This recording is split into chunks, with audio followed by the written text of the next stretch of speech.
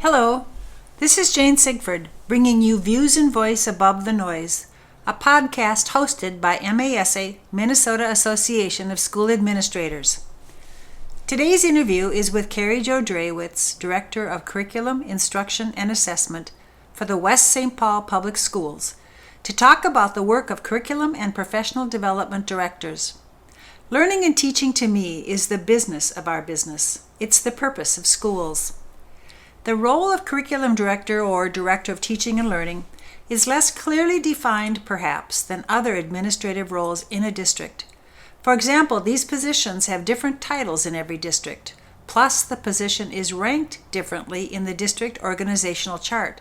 Some are assistant superintendents or executive directors, or even teachers on special assignment.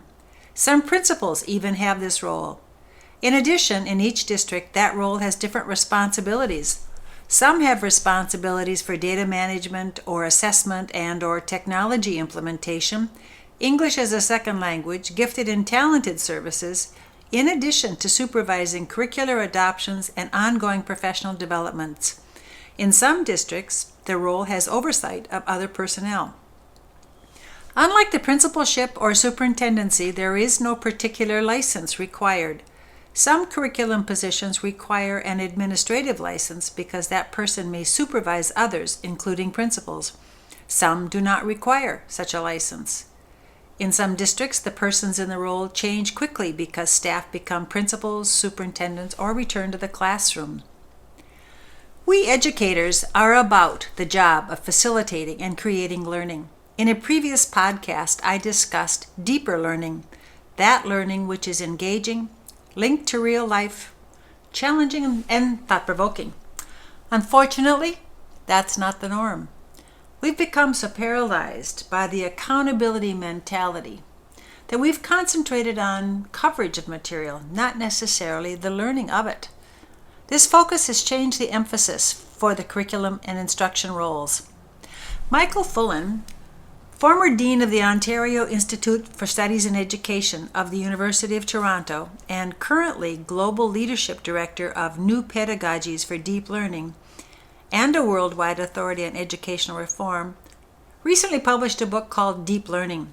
He found that certain environments have several components that are conducive to facilitating deeper learning. The 4 components are: 1. Physical learning environments which facilitate multiple ways of learning. 2. Learning partnerships or relationships with the external communities. 3. Digital tools that are leveraged intelligently and intentionally. And 4. The incorporation of a wide variety of effective pedagogical practices. Of the 4, in this accountability climate, Fullan believes we have neglected pedagogical practices the most. With the advent of No Child Left Behind and subsequent ESSA and so on, we have become so concerned with standardized tests, collecting, monitoring, interpreting, and reporting data that we have relegated pedagogy to the background. I wanted to hear the perspective of a current curriculum and instructional leader who was a deeper teacher herself and is now the leader of such endeavors in a district. CariJo was one of the several I hope to interview over time. CariJo Drewitz has been in her current position for 7 years and had other similar positions beforehand. She's got the responsibility for curriculum, professional development, and assessment. The role demands knowledge about the stuff of what is taught, plus knowledge of the developmental needs of students and adults, data collection and management, and use of digital tools. Plus, as in many administrative jobs, she needs to have effective process skills for effective group facilitation, consensus building, and coordination across levels and departments in the district. As CariJo would tell you, it's an exciting and very rewarding job because the work makes a difference in the lives of teachers, students, and families. Hopefully, it is helping to make deeper learning happen. Let's hear how CariJo got to where she is today. I went to college and thought I wanted to be an engineer. I was really fortunate. I got to go to a college that allowed you to work and go to school every other semester. I got to be a chemical engineer for GE Plastics, for Mobil Oil. That was at Purdue? Yep, I was at Purdue. To big name companies, like companies I had dreamed of as this little town girl that worried about. That wasn't my world. Like, right, that was my dream, is to work for somebody like. I got to experience life as an engineer. I worked in an environmental department. I worked in a plant. I did things you have to do for EPA. Like, I got to really experience a wide variety of pieces. It wasn't for me. What was missing for me was this love of learning and really kind of guiding others. If I looked back at my teen years, it was teaching Sunday school, it was babysitting, it was always interacting with others that I really liked. Purdue, it was really easy to get a Bachelor of Science in Chemistry and get a teaching license. So that's what I did.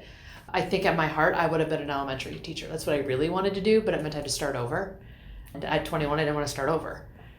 I was still going to be able to get out of school in 5 years and have a Bachelor of Science in Chemistry, and then if I didn't like teaching, and go to industry, right? Like, that was my plan.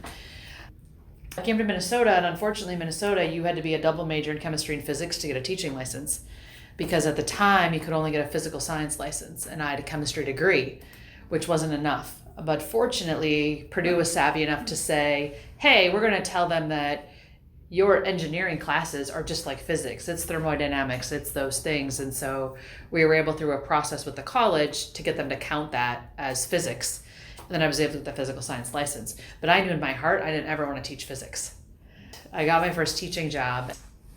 I was teaching physical science, and it wasn't my thing. And my rationale for that is, like, I don't necessarily understand how things work. I can't fix things.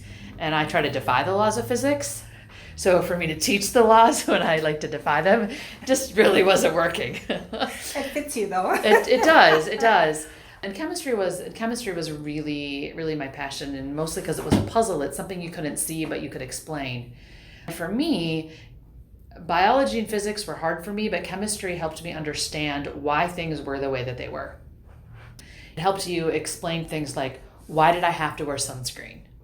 Why did you care about what was in your water or where you were drinking your water from? Or why did you want to recycle? Like, there were just things that made sense to me, came from chemistry. I had this opportunity to apply for a chemistry position. I was at a high school, landed my dream job. There was a teacher that was going to retire that had this passion for this curriculum called Chemistry in the Community, which was teaching high school kids basically chemistry that maybe didn't want to major in science in college, but needed it. And if that fit me. I got to do what I loved. I got to teach the subject that I loved, but I didn't feel the pressure of I had to meet certain standards or I had to teach all of this content, because there was a little bit of flexibility in, it's more important what you get out of it, not the content that I teach you. Because I knew that wherever they were going to end up going to school or go to college or not go to college, that they were going to get skills that they needed. I would be surprised when I would have a graduate that would leave Wayzata that was in my class that would end up becoming the nurse or becoming the chemist, because they were in my class because they hated science and they had bad experiences with it before they got to me. It was interesting. I met two students after they got out of college, and I said, I'm surprised. You're a chemist. Yeah, you ignited a passion in me. And I'm like, you're kidding me, right? Like, you were in my class and you hated this. Or I thought that you hated it. And that's really how I approached the content that I taught. But while I was teaching, and it was even just in my first 5 years, I noticed all of my colleagues around me constantly complaining about the bureaucracy of schools and constantly being frustrated with graduation standards or what they had to teach or the test that was coming. I listened to them complain, and my nature is a fixer. I said, well, why doesn't somebody try to do something about it rather than complain about it? What can you do about it? So I took a chance and I applied for a job as a teacher on special assignment half-time. And I remember I was not yet 30, and I knew the candidates that I was up against, but I had a mentor, a person that I had met that had said, you should just apply. And so I did. And I still remember getting the phone call. I'm standing in my chemistry classroom and Jane Sigford's on the phone saying, I want to offer you the job. And I'm like, are you sure? Me? Like, there's older candidates. I'm not 30. Like, I don't have the experience. And then you said to me, well, don't you want the job? I'm like, yeah, I want the job. But are you crazy? What I learned in that experience is that ignited my passion. I got to do elementary science. I got to bring elementary science to life for kids. Unfortunately, in the age that we live, elementary school is about reading and math. science is the fun part, but science is also the part that elementary teachers aren't always really excited to teach because it's a content they don't necessarily understand. And how do you bring it to the level of sometimes a 5-year-old or a 9-year-old, and how do you handle those inquisitive questions? Because oftentimes as teachers we feel we have to hold all the knowledge and give all of the knowledge. And if someone asks us a question that we don't know the answer to, too often we fear that. And they also fear not making it in math and reading, right? And so there's that dichotomy. And so I began doing some research, finding research that talked about how writing improved reading. And that's where I found my in. And that's where I started a whole push with science notebooks and getting teachers to do science because kids would write about science, and sharing with them their research on how that then improves reading. And I had a wonderful opportunity by doing that and that work expanding across the elementary schools in the district, then being able to go travel the country and share that passion in Texas, share that passion in California, share that passion in other districts in Minnesota, where that was one of the ways at the time in the early 2000s that people were finding time for science was to incorporate writing into science and bringing that to life.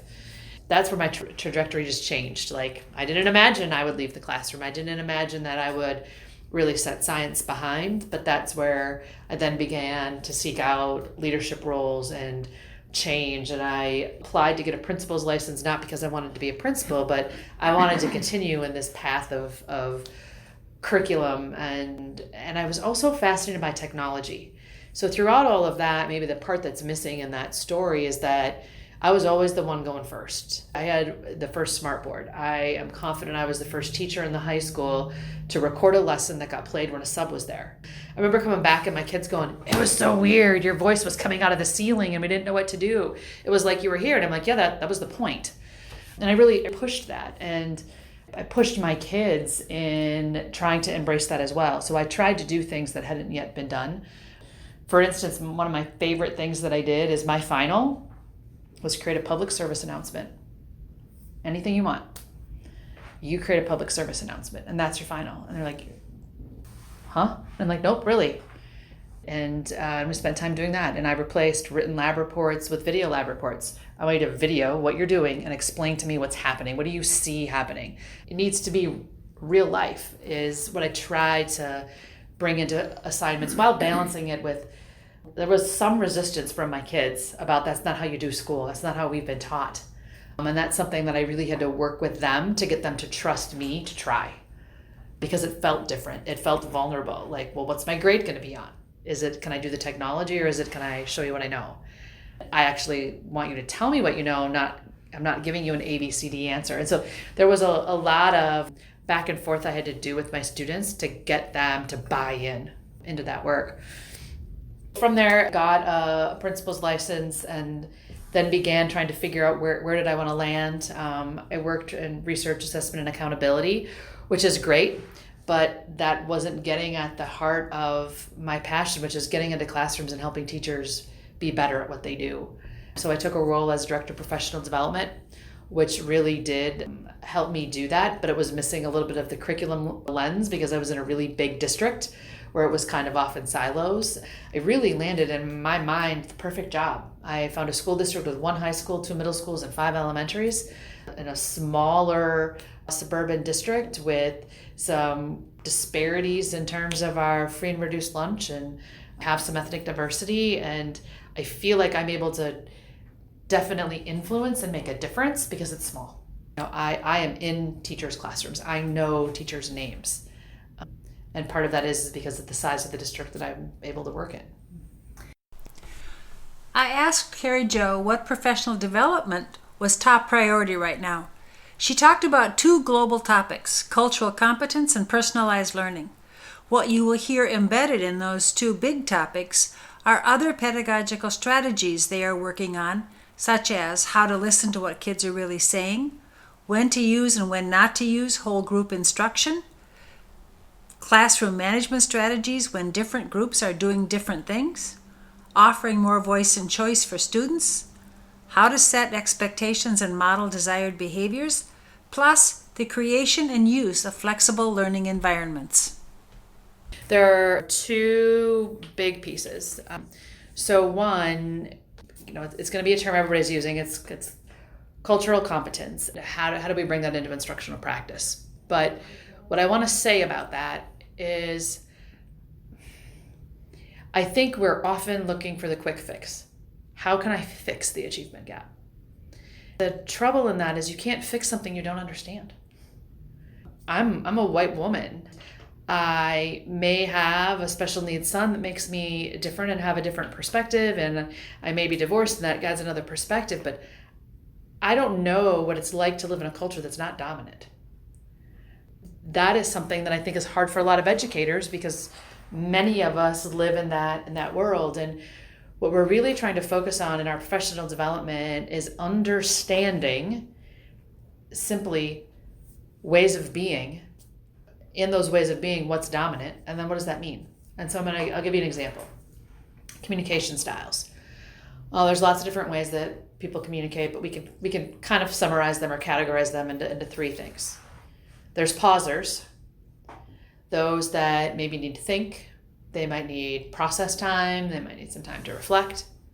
There's pacers that can just go back and forth in a conversation. They can process out loud. And then there's overlappers who don't always let you finish what you're thinking because they're so excited to jump in. If we think about those three, there's not one that's right and there's not one that's wrong, but there's one that's definitely dominant. There's one that's definitely favored in a classroom. Being able to recognize first, where do I fit in that? How do students in my classroom feel that may not have that dominant communication style? And how am I giving voice to those other pieces? How do I allow overlappers to engage in conversation in my classroom? Am I constantly telling them to stop talking, like to stop interrupting, right? And to really be mindful, first of all, of who am I and who are the students in my classroom? And how do I let them show up in the ways that they are so that we can provide that instruction? Do you do much in helping teachers understand what they do? Because a lot of teachers talk a lot and they don't listen too well. Yeah. How do you deal with that? We don't do as much as we would like. One strategy that we use, particularly with our new teachers when they come in, is their mentor does an observation for them where they monitor who does the talking. And they actually chart it. Who's doing the talking? Who are you calling on? So you not only look at the percent that's teacher and student, but you look at the percent that's which students are not talking.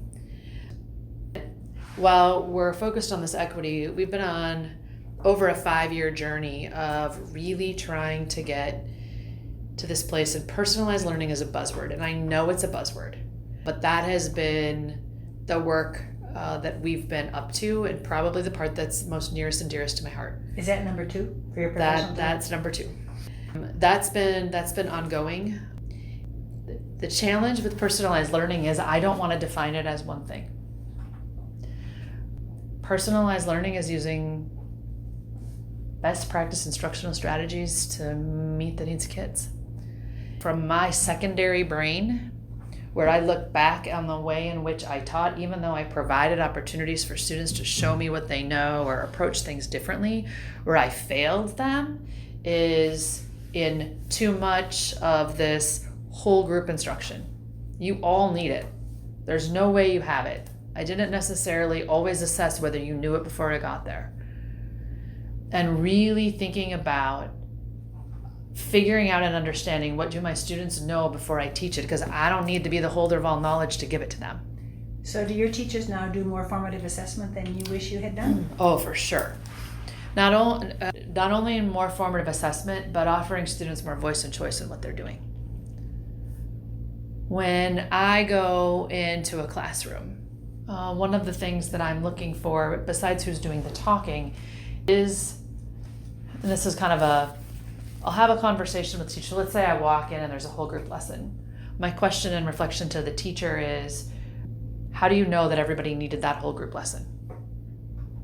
Some of them have never thought about the question, right? Because it's the way you did school. There's others that recognize, but they don't know what to do to manage the rest of the class, right? Because let's be honest, if I want to take a small group of students and work with them, what is the rest of the class doing? You enter into a whole new realm of classroom management. One of the big things we've learned with our personalized learning work is that the things people jump to the first is, let's do stations, right? Well, stations have been around for a long time. Look at Daily 5. Stations are there. It's not about doing stations, it's about what you're doing in each one. And do kids know what they need to do? And do kids have any voice and choice in that? And so we've really had to focus on how do you provide those other opportunities for students when you're working with a small group of kids? And then how are you training them to do what you want them to do? How are you setting the expectations? How are you modeling? How are you collectively as a class? And so we do a lot of sharing of best practices around classroom management, setting expectations. We're really pushing flexible furniture and flexible classrooms. We're in the midst of a construction project and we're redesigning all of our elementary schools. So there's 2 common spaces in every elementary school. The common space is about the size of 2 classrooms with no walls, or 3 classrooms that's shared between 1st and 2nd grade and 3rd and 4th grade, with the idea that classrooms spill out. And really trying to promote that we don't all have to be, it's not like an airplane. We don't all have to face forward. We don't all have to have our seatbelts on and our technology turned off. You got kids sitting on the floor in a beanbag, you got kids sitting underneath the desk. There's nothing wrong with that. There's nothing wrong with that. Curriculum leaders are tasked with assessing curriculum offerings and updating the district materials and practices. This is a labor-intense, multi-year process of reviewing, assessing results, examination of materials, implementation, and reassessing effectiveness. You will hear CariJo talk about the interplay of reading and writing and reading with success in science and math. In addition, educators have to examine the socio-emotional needs of students because we know that kids under stress do not learn as quickly or as well as someone who is secure emotionally. So our big curricular push right now is language arts. With our heavy emphasis right now is on K4. So we did a review of K4 last year, and there's some research that has come out, talk a little bit about guided reading. What we're finding is that while guided reading and its intention is having kids read in small groups at a specific level with a teacher, it's holding some kids back. Kids aren't being challenged to stretch themselves. Big shift that people will see in our, particularly 3-4, is moving to one-on-one conferencing with kids. The other thing that they'll see is our previous curriculum did not emphasize phonics instruction enough in K and 1. So we have completely revamped all of our literacy screeners, our intervention model. We're piloting, we're not piloting, wrong word. We have implementation teams implementing language arts. And I think this is a brilliant idea that my elementary curriculum coordinator came up with after thinking about some other models we used, in that we have 5 elementary schools. So I have 5 K teams, 5-1, 5-2. We took 2 teams at every grade level, and they're the only ones doing the new implementation. They're the 6 to 8 teachers going first. They're the ones implementing, they're the ones developing the common formative assessments, they're the ones that are trying everything out. They got in-depth extra training over the summer. They've developed the first scope and sequence and will iterate on it based on their experience, and then they will train the remaining 3 teams so that we'll do a full implementation next year. So what are you doing in language arts at the high school? Language arts at the high school, here's the big things we're seeing. First is making sure students can see themselves in the text they're reading. This is probably not politically correct, but sometimes our textbooks are having them read only about dead white guys. And so really looking at the diversity of text that we're providing for students. The other thing that we're seeing is that the writing that our 7th and 8th grade students can do, we're pleased with. The writing that we're able to see out of our 9th grade students isn't at the same level. Why is that, do you think? Because in 7th and 8th grade, you get to write about what you want. You get to write about what you chose to read. And oftentimes, not always, but oftentimes in 9th grade, you're writing about something you read and you were told what you had to read and you didn't read it. Particularly we have a tracked 9th grade option and advanced in a general class. And we find that more often in the general class. So we're struggling to get kids to write. Well, we're struggling to get them to write because they're not reading. What about at the middle school? You talked about writing. What else are you doing at the middle school? So first, our middle schools are unique and they're 5-8. Okay. Our middle school is unique and it's got pros and cons, but we have a 5-6 schedule and a 7-8 schedule. Okay. 4 years ago, we increased the amount of time in the 4 core areas by going to 65-minute classes. The 5th class is 54 minutes, so that it can be on the schedule with 7th and 8th grade, and kids go to their specialists, their art, their phy ed, their music. 7 and 8's on a 6-period day, so it's a little bit of a nuance. Our focus has particularly been on reading and math. When I started a while ago, 7 years ago, our math drop that we saw from elementary to middle school happened, just like it does everywhere, but it was more profound. We have implemented a new math curriculum and worked really, really hard to have a consistent scope and sequence across our middle schools, and then aligned our high school offerings at the middle school and removed the gatekeeping so that any student can opt into the 9th grade algebra equivalent class in the middle school. We're well into that implementation. Our scores have come up and now they're flat. So now we're taking a look at that. The state's actually decreased 5% as a state in math. There's, some questions around why and some speculation that textbooks aren't written for Minnesota and Common Core and all of that. But reading we have reading intervention at one middle school and not the other. So we're looking at ways to do that. Our one middle school saw double-digit gains in 5th grade last year and a 6% improvement in MCA alone in reading. So they have a really strong focus at both middle schools actually on reading. If reading improves, math and science improve. Is kind of the philosophy behind that. But that's their big work from a content perspective. They're also really working on. They're both PBIS schools, and they've implemented those systems over the past couple of years. We're seeing the social emotional needs really on the rise, and really being something that's kind of our next step. What are you doing on the whole mental health training issue or awareness? So each site's been really kind of picked its focus, trauma-informed instruction. We increased our counseling staff at our middle schools a couple of years ago with the counselor grant. Comp Ed has been used to help increase counselors at one of the middle schools, but it's a need. The responsibilities of curriculum directors and of teachers have changed greatly in the past 10 to 15 years. When CariJo talked about these changes, you will hear a testament to the accountability mindset that Michael Fullan has described.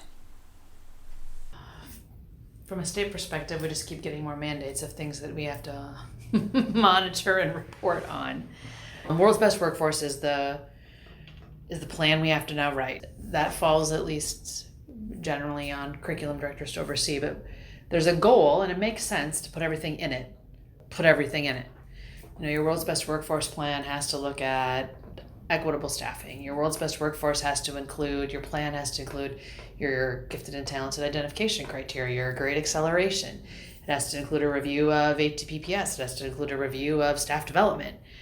So it's great in that there's less of these little individual reports, but then there's all of this information that you're trying to get into one spot and then be able to communicate out or monitor and evaluate. And I would say the biggest piece that's changed in my role is the amount of monitor and evaluate is the word.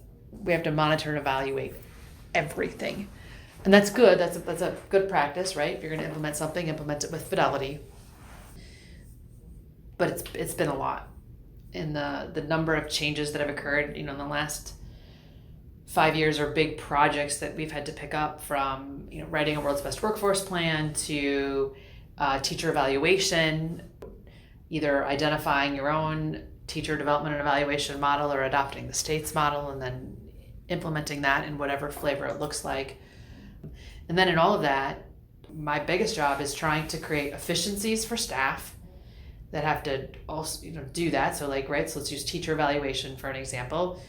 What does the teacher actually have to do as part of that system? What does the principal actually have to do as part of that system? And how is that system creating efficiencies or more work?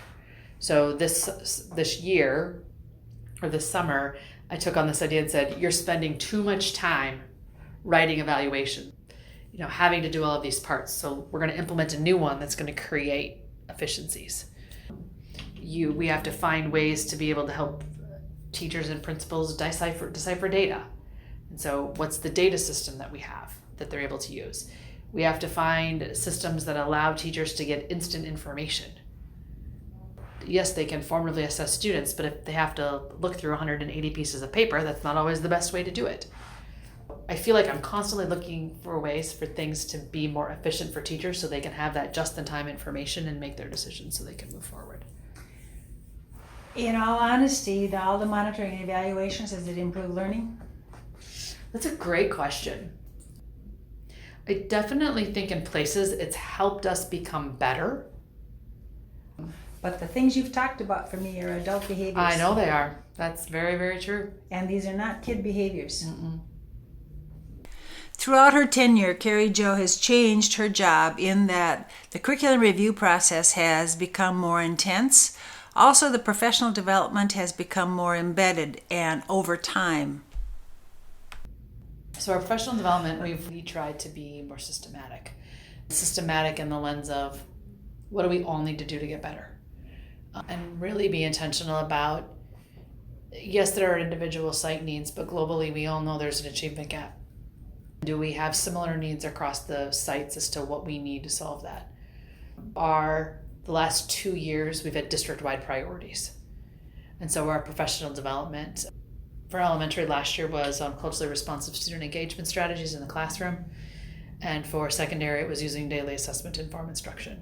Mm-hmm. And so collaboratively as elementaries and as middle school, high schools, we came together for that professional development, sharing both best practice and then digging deeper into each of those topics. And our equity priority is the same way. Our equity priority, it's 28 hours. We're all digging into the same content. We're doing it as sites, but the general outcomes are similar. So it's nuanced for what you need, but all of that work from PD also has to be pervasive in that it's got to be in everything. We don't just do one-shot wonders in PD. It's not just today.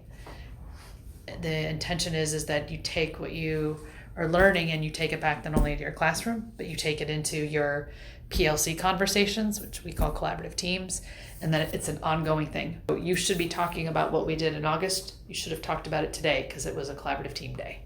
Do you keep the same goals for more than a year? We have to have 5 goals because World's Best Workforce says we have to have 5 goals, right? So there's always for PD? For our overarching academic achievement. Our PD goals, this year, while the focus is on equity, we're still doing it through the lens of student engagement and using daily assessment to inform instruction, right? And so we're trying to put another lens on it. But I'll be honest, in the last 3 years, this year it's around equity, but keeping that lens on student engagement and daily assessment. Last year it was daily assessment and student engagement. The year before that it was on math implementation. And through that math implementation, you talk about student engagement and best practices and personalized learning. We have kept personalized learning as a 5-year professional development goal, but we've been intentional about we're taking small groups of teachers. So we're now at 190 staff, have completed this 24-hour set of training over time. And they've been regularly engaged in conversations, and they've been on learning walks in other buildings across the district. And so that's been a long range kind of goal. We've done the same thing with 4 years ago, we adopted a new learning management system. So Canvas, placed plethora of systems that we had. And what we did in the implementation of that is did a 3-year opt-in model. You have 3 years to choose to use this. And on the 3rd year, if you're not, we're going to set minimums and you have to. And so that was last year for us. But we provided summer training options. We have coaches in every, stipend coaches in every building that support the use of that. But the whole premise of it was not about this is how you use Canvas. It's about here's how you can personalize your learning with this tool. How can you bring kids mastery paths? How can you bring students experiences that look different than what you were doing before? What do you see as changes for curriculum leaders in your area and in the state? Has there been changes during your tenure in your role?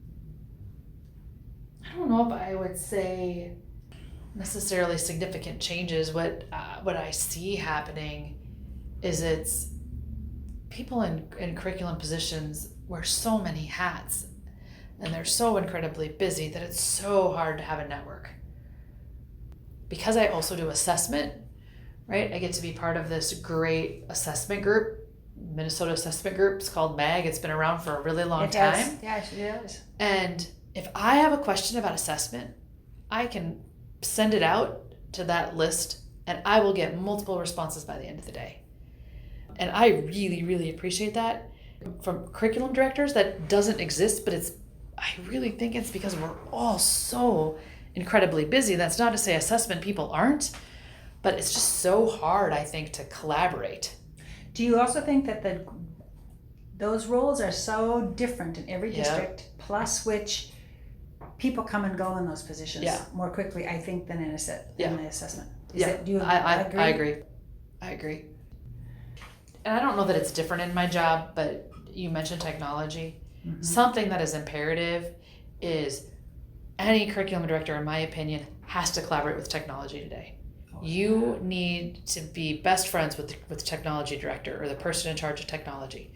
And at the same time, you better be best friends with whoever supports special education and English as a second language. Because if you are making general ed decisions without involving those people, you're making a mistake. You forgot early childhood. And early childhood. You get the gamut. I don't know if it's the change in my work, but it is the intentionality in my work. That we're really, really, really, really trying to not forget each other and to include each other in that. So, we're looking at graduation requirements. I've got to review a policy, and I have the director of special ed. I have the high school principal, but I have the middle school principal in there as well. And I have the assistant superintendent, and I have our career and college guy in there. But you have to make sure that you've got all of those people at the table because they have things to contribute you can't possibly think of because you can't know it all. Can't. And you shouldn't try.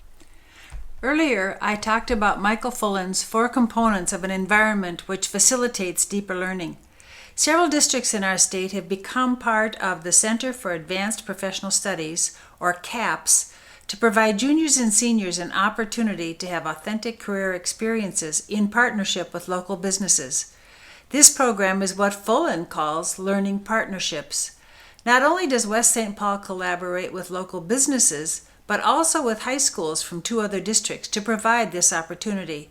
The programs are multidisciplinary, and the actual types of partnerships may vary from district to district depending on the focus of the community involved. Let's hear from CariJo about their CAPS program. A few years ago, our strategic plan identified that we want to explore career pathways. What did that mean? We actually hired someone to lead up that work. When I say we, it was a tri-district initiative. So South St. Paul, Inver Grove Heights, and West St. Paul. Ben Cush he's been the lead for that, and he came from Shakopee, where he was doing that work there. And the idea was, well, how are we going to do pathways, and what are they going to look like? And the idea was we're 3 small high schools, that you can't just keep adding more opportunities because kids aren't signing up in droves of 33 to really support your FTE a lot, your FTE. So what can we do? We actually looked at different models for really across the U.S. We went to Nashville and we looked at academies, and then we went to Blue Valley School District in Overland Park, Kansas, and looked at CAPS. We looked close to home at what was being done here, Really landed on, CAPS might be the place to get some traction, to just get started. We had a unique opportunity in that the Vikings training facility was going in. That really became our first target of how can we start a partnership. The Vikings training facility is in Eagan, it's in our school boundary, they have relationships with multiple school districts, but that's kind of how that began. And the idea of a healthcare careers class was born out of that partnership. At the same time, we also had been working with business partners in the community because we also started a 9th grade class called Warrior Seminar that all students take, with the idea of really setting them off and preparing them not only for high school but also for college and career. So it's a class that meets every other day all year long that's really focused on those pillars of college, career, individual skills, habits of mind is what we really call it. Also making sure that they're set up for success at high school. Through that work and those partnerships, we then also built a relationship with the North American Trailer, who said, hey, we need people in this industry. We want to start a class too. And so that's where the idea of CAPS was born. Last year, we offered 2 classes, a transportation and technologies class, and then a healthcare careers class. Then we expanded it to two additional offerings, but only one's running based on enrollment this year. And what's the new one? Business. That transportation technology. So what kind of a credit do the kids get in that one? Is it? So they get an elective credit for the transportation part of it, and then English. All 3 courses have English 12. Okay, so they're all 12th grade classes. Yeah, we do have some juniors that take them, and they take English 12, and then if they're a senior at their home school, they'll take English 11. Okay, so they're all English plus an elective. Yep. Okay. Mm-hmm. And you've had good luck, really excited about doing this? Yeah, I would say that, particularly in the transportation, you get some non-traditional students that are really talking about feeling successful for the first time. We had a showcase. We actually had it here in this building where kids got to talk about their experiences and just to see some of them light up about being excited to go to school. Statistically, we're not able to track it, but say, was their attendance better because they had that opportunity, at school, because we set some expectations around that. I do think it did help some. The healthcare careers class really afforded some opportunities to some kids that are really thinking medical, to really kind of get their foot in the door and kind of see that. But, the idea with this is to not focus on only the trades, or to not focus only on something that people might say is more professional. It's really to try to offer students opportunities in areas where we know they're high demand. So we spent time looking at where are the high demand fields that we need people in and try to get exposure to them. So when we think healthcare career fields, it runs the gamut. You could even be someone in marketing in the healthcare field. It doesn't have to be what we traditionally might think of as a doctor or nurse. Just like transportation doesn't have to be the mechanic or the driver. It could also be marketing and sales. But just to hear kids talk about when they learn technical writing, and you're hearing from industry partner coming in and saying, this is why you need to know it. It gives just a whole nother sense of, oh, this is important. This is why. So how did you find the teachers to do that? We found those that were willing. Open to anybody that wanted to. And we have our transportation careers. The transportation teacher did this in another state before he came to Minnesota. The teacher teaching English is certified English and a counselor. And she's a CTE licensed. This is right up their wheelhouse. It's their passion. It's hard to find people with CTE licenses, isn't Yes. it? Yes. Are you done expanding that program? Not yet. We don't intend to add any classes for 2021. We want to try to have all classes run in 1920. So the way that we set it up is, because it's a partnership between the 3 districts, is there's 10 seats in each class for each high school. Healthcare, we turn kids away. Yeah. So there's an application-based process, we turn kids away. We've talked about, can we find a way to run it, morning and afternoon? It's just our schedules don't allow it. We're on very different schedules in terms of times. We don't start and end at the same time. The transportation, and business, we're running them under what we'd like to run them under, we've got to create some demand, or we need to understand what's preventing kids from taking them and see if there's things that we can do to adjust. So students for us are out the last 3 hours of the day. The other two high schools are on 6 period days, so they're out the last 2. And so we know part of the conflict is what are the grad requirements and how many classes do I have to take, or what do I want to take, and then how do I fit this in? We're actually in conversations with DCTC, or Dakota County Technical College, to try to do some concurrent enrollment, where we are looking, so while CAPS may not expand, we really would like to try to offer a math for the trades class that we would call an equivalent for the Algebra 2 requirement for seniors. We see that as a high area of need. And then there's some interest in looking at, we have an art teacher that's got some strong marketing and design background that we're looking at trying to expand and do some concurrent enrollment requirements. What do you see as issues in the future? I don't see the achievement gap going away. Got to figure it out. I had shared some readings about deeper learning with CariJo and was very interested in her personal experience as a teacher and now as a curriculum leader with that concept. There were a lot of things that I did in my classroom as a teacher that were not what my colleagues were doing. And I was fortunate that I didn't have to defend what I did, because I had the autonomy to do what I was doing, because I wasn't teaching probably what everybody thought was a high stakes class. There were assumptions made about the kids that took my class that they didn't necessarily need the content knowledge. Like, I didn't need to drive home the content knowledge for them to be successful adults. I had freedom in that. I had autonomy in that. That's what excited the passion and made it more exciting. But as I read about deeper learning, I'm like, yeah, but I didn't get to the point that I necessarily always wanted to get to. Right? There were times where I was still the person standing in front, feeling like I had to tell you the information to get you where I wanted you to go. I didn't ask them what they knew ahead of time. I didn't really push this whole concept of interdisciplinary. Why is it always just about science? Like, right, yeah, it included writing, yeah, it included technology. But did I get into some of the political nature of it in the same way that I could have, right? So tell me again the 2 questions you started out your class with. I don't care if you know the chemical symbol for sodium or calcium when you leave my class. I want you to know 2 things when you leave. I want you to be able to tell me why you should wear sunscreen. And I want you to tell me, I want you to be able to read an article and know whether you should question its validity or not. Like, what's its source, where it's coming from, like, and that article, I want it to be in a science topic, but I want you to have that skill. That's a political question. Yeah, it is, I suppose. That's a very political question.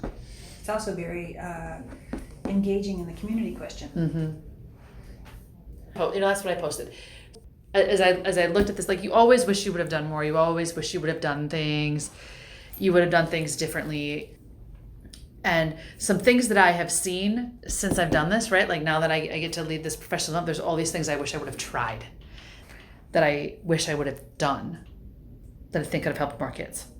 Belief for schools and changing them is that we really need to change the accountability, the conversation from accountability to be about learning and to re-emphasize pedagogy. Mm-hmm. And I hear you doing some of that. You're really trying to emphasize the pedagogy, but you're still very cognizant of the measurement. Because I still got to go to the board to tell them about it. And part of the role, I think, of superintendents is that we're going to have to change that conversation. Yeah. So boards and our communities understand that there are different ways of accountability besides MCAs. So that is a great point. I worked on a board report last night, trying to describe what I think is the great work of personalized learning in the last 5 years and the changes that I've seen in individual teacher classrooms, like the changes that I know are occurring. I can't for the life of me figure out how to measure it. I want to tell you the story, but I don't have stats. I can't tell you that what that teacher is doing is going to increase that MCA proficiency, but I guarantee you that student is having deeper learning. What a great comment to end my interview with CariJo. We heard about the energy that she spends on monitoring and compliance in this culture of accountability, yet CariJo and many others are trying to change the conversation to be about deeper and more intentional pedagogy and deeper and more effective learning for students. This is Jane Sigford signing off. Again, my email is jlsigford@comcast.net. I leave you with a quote which supports deeper learning from, believe it or not, Ben Franklin. Tell me and I forget. Teach me and I remember. Involve me and I learn. Thanks for listening.